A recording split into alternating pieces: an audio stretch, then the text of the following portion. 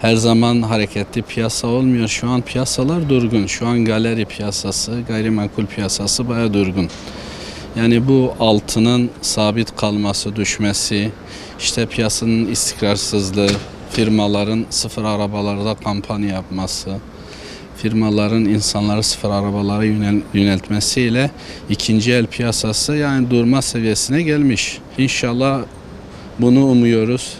8. ay hareketli geçecek, 9. ay hareketli geçecek, 10-11. aya kadar bir umudumuz var yani. Yeni atamalar olunca genelde insanlar yeni arabalar alıyor, arabalarını satıyor, yeniliyor. Bu tarz durumlarda bir hareketlik oluyor ama maalesef şu an piyasa durgun. Yani galeri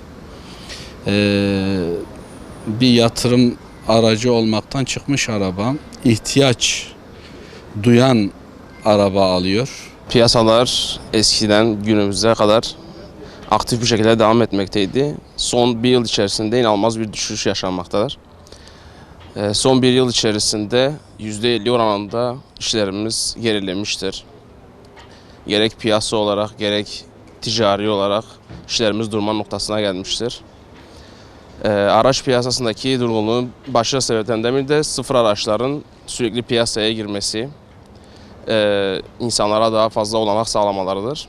İkinci el araçların şu anki durumu sadece esnaflara alımıdır. Hiçbir müşteri şu an ikinci el araçlara yönelmiyor. Piyasadaki durum bizleri çok etkiliyor.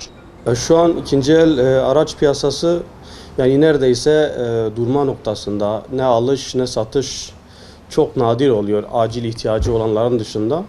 Yani gerçekten birkaç aydır esnaflar kötü durumda yani öyle diyebiliriz.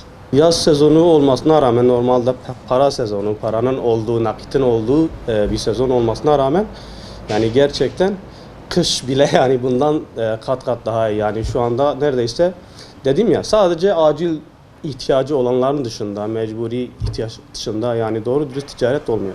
Benim görüşüm istikrarsızlık, benim görüşüm bu dengesizlik, borsaların, bu altın, gümüşlerin böyle aşırı zıplaması, düşmesi bunlardan ötürüdür. Yani millet oturduğu yerden para kazanmanın peşine düşmüş bence. Bundan dolayı yani kimse kendini zahmete sokmuyor. O yüzden bunlar bir dengelense bence belki bir tık iyi olabilir.